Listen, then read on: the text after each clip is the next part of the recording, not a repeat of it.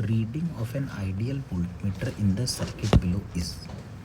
तो यहाँ आप देख सकते हैं कि ऊपर 3 बैटरी लगी हैं और एक रेजिस्टेंस है। तो हम अगर चाहें तो इसको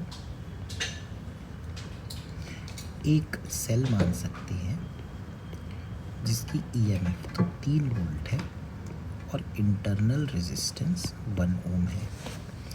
ऐसे ही हम एक सेल नीचे भी मान सकते हैं। नीचे एक 6 वोल्ट की बैटरी लगी है, तो ये 6 वोल्ट की बैटरी और 2 ओम का resistance internal.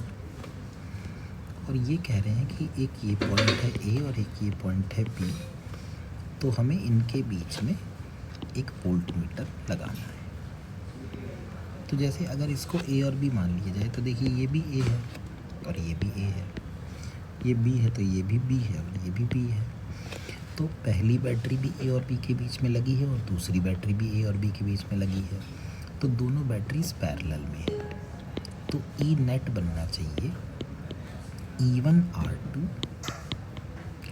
Plus P2R1 upon R1 plus R2, यानी 3 × 2 प्लस 6 × 1 अपॉन 1 + 2 3।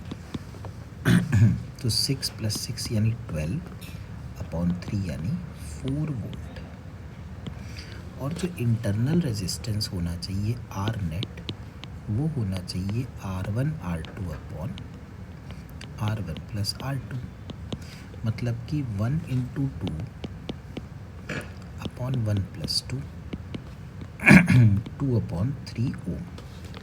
तो इसका ये मतलब हुआ कि दोनों बैटरी की जगह हम अगर चाहें तो एक बैटरी लगा सकते हैं जो 4 वोल्ट की हो और जिसका इंटरनल रेजिस्टेंस 2 अपॉन 3 ओम के बराबर हो।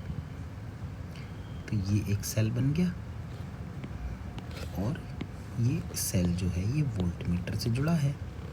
तो वोल्टमीटर की क्या रीडिंग आएगी? 4 वोल्ट के बराबर आ जाएगी।